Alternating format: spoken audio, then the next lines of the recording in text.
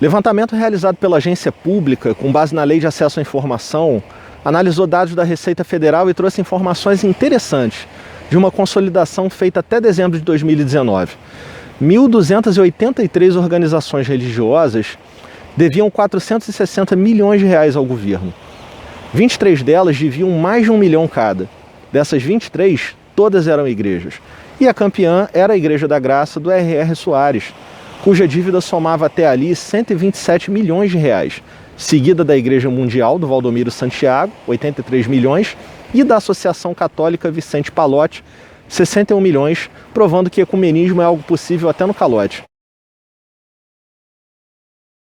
82% dessa dívida correspondia ao não recolhimento de imposto para o INSS sobre a folha de pagamento dos funcionários, o que inclui pastores. A igreja do R.R. Soares, por exemplo, foi condenada pelo TRT da 2ª Região a pagar verbas trabalhistas sobre 8 anos de serviços prestados por um pastor que ganhava R$2.000 e nunca recebeu férias, fundo de garantia, horas extras, além do que ela foi condenada ao recolhimento previdenciário sobre o contra-cheque do nosso operário da fé em questão. Daí a gente vê claramente que a família Soares é inimiga dos trabalhadores. Primeiro porque frauda os direitos dos seus próprios empregados pastores. E os advogados do R.R. Soares estão recorrendo até hoje ao TST, que é a última instância trabalhista, na tentativa de empurrar com a barriga essa condenação definitiva, que é quase certa. Segundo, ela é inimiga porque, ao sonegar a Previdência, ela enfraquece o caixa de onde sai o pagamento das aposentadorias dos brasileiros. Lembrando que recentemente foi aprovada uma reforma da Previdência sob o argumento de que ela estava quebrada. E os trabalhadores deviam contribuir mais, trabalhando por mais tempo e recolhendo menos auxílio. Se esse argumento for verdade, o fato é que, dentre todas as organizações religiosas do Brasil, a Igreja da Graça foi a que mais sangrou o caixa da Previdência, razão pela qual o R.R. Soares enviou seu filho, Davi Soares, que é deputado federal pelo PSD de São Paulo, o enviou como emissário para negociar o perdão da dívida previdenciária da Igreja com Bolsonaro e Guedes, incluindo Marcos Cintra, secretário da Receita. Ou seja, o apoio do R.R. Soares à eleição e manutenção do Bolsonaro no cargo de presidente visaram tão somente a preservação dos negócios da família. Afinal, até dezembro de 2019, só a dívida previdenciária da Igreja da Graça, do R.R. Soares, somava mais de 100 milhões de reais. Então, é dentro desse contexto que a gente precisa analisar toda e qualquer movimentação das igrejas em torno desses temas, da tributação ou do perdão de dívidas, isenção ou imunidade tributária. Porque hoje as igrejas, dentre as atividades em tese não lucrativas, em tese, né, todas elas são as maiores inimigas dos trabalhadores e da arrecadação do Estado como um todo. E cada centavo sonegado, tenha sempre em mente, ele vira o quê? Acumulação de capital na mão desses empresários da fé, que assumem os mais diversos títulos de apóstolo, pastor, bispo, missionário, enfim. Quer dizer, cada vez que o Estado deixa de cobrar um imposto devido, é um dinheiro que o Estado brasileiro está botando no bolso desses pastores. E quando a fraude é contra a Previdência, isso significa dinheiro roubado das aposentadorias e pensões dos trabalhadores e dos dependentes, dos órfãos e das viúvas, na linguagem bíblica. Isso quer dizer que cada centavo devido pelas igrejas, ele deve ser cobrado. Não só por fazer falta a todos nós. Não ser justo também que ele seja acumulado por um clubinho de empresários da fé. Mas também porque esse acúmulo de capital, ele cria um poder econômico que vai financiar ou influenciar a política. E eu não estou falando de política partidária apenas, mas de uma agenda, de um plano de poder, um plano político estratégico para a sociedade que esse grupo seleto tem condição de botar para frente com essa grana toda, através das suas concessões de TV e rádio, mídias digitais, redes sociais, mídia impressa. E para quem não sabe, a Folha Universal é o jornal impresso de maior circulação no Brasil, tá? E a gente tem que ver como é que essa grana toda a serviço dessa agenda tem minado a democracia. Esse movimento de perdão de dívidas não vem de agora, inclusive. Durante o governo Temer, em 2017, o deputado Alberto Fraga, do DEM do Distrito Federal, tentou fazer média ali com as igrejas durante a votação da medida provisória do Refis, da recuperação fiscal, que visava a anistia de dívidas fiscais. A medida passou, mas o próprio Senado barrou a entrada das igrejas nesse trem da alegria. Hoje o contexto é diferente. Estamos no ano atípico, às portas das eleições municipais, onde o voto é disputado bairro a bairro, quadra a quadra, rua a rua. No entanto, por conta das medidas de afastamento social, as redes ganharam mais peso do que nunca. Bolsonaro vai ser submetido ao seu primeiro teste enquanto cabo eleitoral de prefeitos e vereadores, e isso é um termômetro sobre as tendências eleitorais para 2022 e ninguém quer sair fraco dessa disputa. E é nesse contexto que a gente precisa examinar o fenômeno que foi o voto favorável às igrejas dado pelo PCdoB e pelo PT nesse perdão de dívidas. A bancada do PCdoB votou inteira a favor do passaralho para as igrejas. A Jandira Fegali, que é deputada aqui pelo meu estado, se defendeu dizendo que seguiu a orientação do partido. Enquanto que o Orlando Silva, deputado por São Paulo, surpreendeu, tanto pela sinceridade quanto pela covardia, quando disse textualmente que quem tivesse coragem que propusesse uma lei para rever a imunidade tributária das igrejas.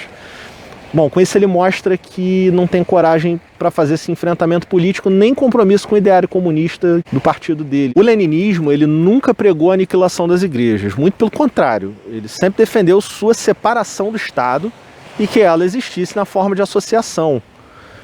Sempre defendeu que os cidadãos tivessem liberdade de culto, mas defendeu também que os revolucionários deveriam disputar as consciências das massas contra o pensamento conservador das igrejas, sinagogas, mesquitas, aí não tem diferença. Daí que os pretensos revolucionários se lançam ao parlamento sob o argumento de fazer a disputa institucional por dentro da democracia burguesa como forma de denunciá-la, e aí o que é que acontece? Lá, o Orlando Silva, que não precisa dar um tiro, liderar um levante, o papel dele se limita a discursar e votar contra uma medida regressiva. O que ele faz? Ele vai lá e vota pelo fortalecimento do poder econômico dos televangelistas. Vota pela acumulação de capital e contra a poupança e os direitos dos trabalhadores, a começar pelos do mercado da fé, como é o caso daquele pastor que processou a Igreja da Graça, a gente viu no início do vídeo. Agora, mais petulante ainda foi o posicionamento da Benedita da Silva, deputada pelo PT do Rio de Janeiro, na minha opinião. Ela, que é evangélica, justificou seu voto com base na defesa da liberdade religiosa, dizendo que uma questão tributária não devia deixar brechas nem servir de gancho para perseguições do Estado aos credos. Essa fala me permite lembrar a Benedita que aqui no Rio de Janeiro, os cultos afro, seja Umbanda ou Candomblé, têm sido sistematicamente perseguidos pelos mais variados agentes sociais. Em Caxias, na Baixada Fluminense, um mesmo terreiro foi depredado mais de uma vez por fanáticos evangélicos, até que ele foi inteiramente destruído pelo fogo. Também em Caxias, as ruínas de um outro terreiro de Joãozinho da Gomeia, em processo de tombamento pelo IPHAN, elas quase foram demolidas pelo próprio prefeito evangélico Washington Reis. Esse prefeito prometeu fazer uma creche no local, afinal, ninguém é contra a educação, ninguém é contra a creche, contra a criança, era o álibi perfeito. Só que as demais creches do município estão abandonadas. Aliás, esse mesmo prefeito ele tem o costume de usar a educação para fazer propaganda ideológica e angariar apoio político. Ele inaugurou uma escola em parceria com a Polícia Militar, uma escola que leva o nome do pai do Jair Bolsonaro, né? Um protético amador do Vale do Ribeira que não tem nada a ver com vida militar, né? Era só para babar o ovo do presidente mesmo. Além das ações e omissões do Estado, nós tivemos o caso do traficante Fernando Guarabu, da Ilha do Governador, morto no ano passado, que expulsava mães de santo e fechava terreiros no Morro do Dendê. E não se trata de um caso isolado não, gente. Hoje, um traficante evangélico da região de Cordovil, chamado Peixão, ele comanda o Complexo de Israel, uma junção de 5 favelas e mais uns pedaços de asfalto, à frente de uma quadrilha armada que ele batizou de Tropa de Arão. É o nome do sacerdote que acompanhava Moisés. E ele meteu uma puta de uma estrela de Davi numa torre d'água no bairro da Cidade Alta, que é um bairro alto, como o nome diz. Agora, além de expulsar babalorixás e alorixás, destruir terreiros, ele impõe conversões forçadas. E se a Benedita está preocupada com a liberdade de culto no Rio, saiba que para isso não falta trabalho. E eu acredito que ele não passa Esse trabalho não passa por perdoar dívidas de pastores milionários, né? Aliás, que bom seria, né, se essa turma propusesse um tributo sobre essas igrejas com a finalidade de financiar ações de combate à intolerância religiosa contra as crenças das minorias, não é mesmo? Mas por que o Orlando Silva e a Benedita jamais proporiam algo do tipo? Que as eleições municipais, como eu disse, estão chegando e eles querem fazer uma espécie de cortesia com o chapéu alheio. Bom, mas eles que me permitam fazer um alerta e um lembrete. O anticomunismo ferrenho na sociedade brasileira é fruto do trabalho das igrejas. A Igreja Católica, ela sempre pregou contra o comunismo, porque sempre sentiu saudade do antigo regime, essa é a verdade. Ela sente saudade dos tempos em que era sustentada pelo Estado. O problema de católicos com as revoluções não nasce na Revolução Bolchevique, vem desde a Revolução Francesa, que pôs fim àquele antigo regime em que igreja e Estado se confundiam, que a folha de pagamento da igreja era rodada pelas monarquias.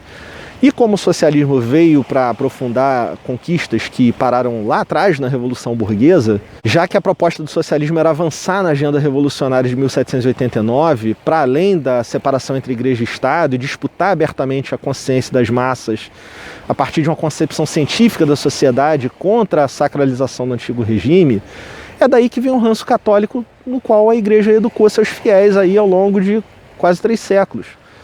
E eu digo que ela foi muito bem sucedida nisso, basta olhar para a sociedade em que nós vivemos. Por outro lado, o anticomunismo evangélico ele deita raízes no trabalho das missões norte-americanas em solo brasileiro, sobretudo as que vieram em levas posteriores aos anos de 1940 e foram responsáveis por dissimular um macartismo em meio ao trabalho religioso delas, né?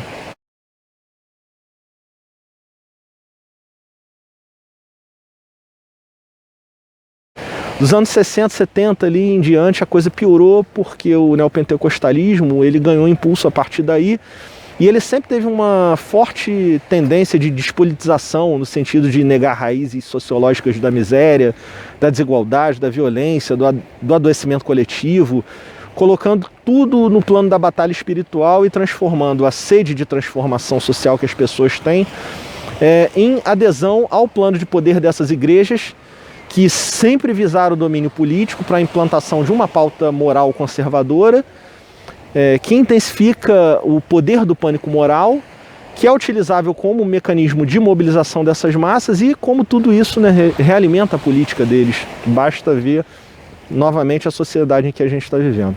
Agora, voltando a questões mais históricas, concretas, será que é preciso lembrar a Benedita, por exemplo, o caso Crivella, onde o PT pegou um senador fisiológico e deu a ele, um cara que não sabia nem abrir uma lata de sardinha, um Ministério da Pesca? O partido dele, que é universal na forma de partido, aparelhou o ministério todo, administrou verba, ganhou experiência na administração pública para 2 anos depois morder a mão de quem lhe afagou votando sim no processo de impeachment da Dilma Rousseff.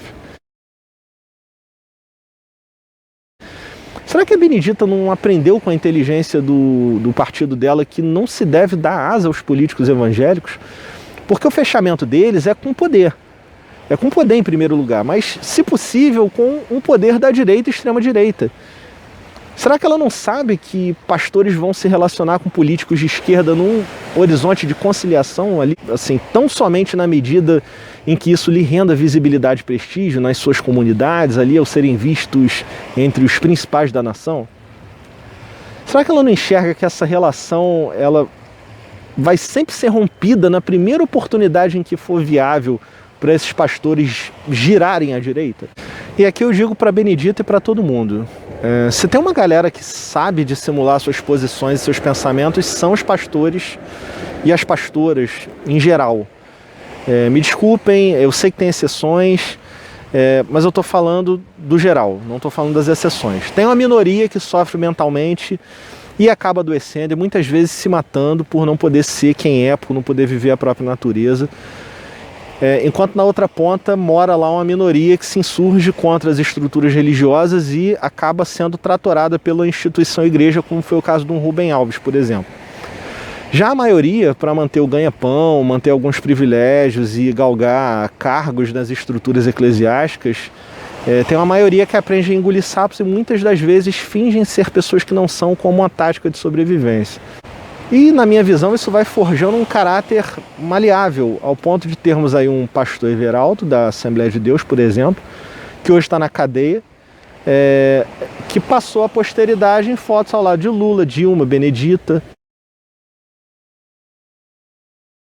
Embora tenha se candidatado à presidência pouco tempo depois com uma pauta absolutamente contrária às pautas históricas do PT, que mesmo ficando lá atrás, na poeira da história do PT, ainda são as pautas mantidas pela maioria dos partidos de esquerda hoje. Pautas do campo econômico, dos costumes. Ou seja, Everaldo sempre foi um privatista anti-aborto que posava ao lado de figuras históricas da esquerda que sempre pautaram o contrário, porque isso lhe rendia, de uma forma ou de outra, um capital político na comunidade dele. Como um homem ouvido, respeitado, um assembleiano que se impõe perante os ímpios, que é como eles dizem, que se aprumam na sua presença. Bom, do ponto de vista político, é o que eu tinha para dizer. Mas como esse roteiro ficou grande, eu vou deixar para falar sobre o imposto na perspectiva bíblica e histórica num próximo vídeo. Que vai ter uma teoria teológica mais concentrada, menos diluída aí nesse contexto político, e eu vou privilegiar aí um exame de algumas passagens do Evangelho segundo São Mateus. Eu sou Hugo Queiroz, luterano e teólogo, e esse é o canal Credo. Um abraço.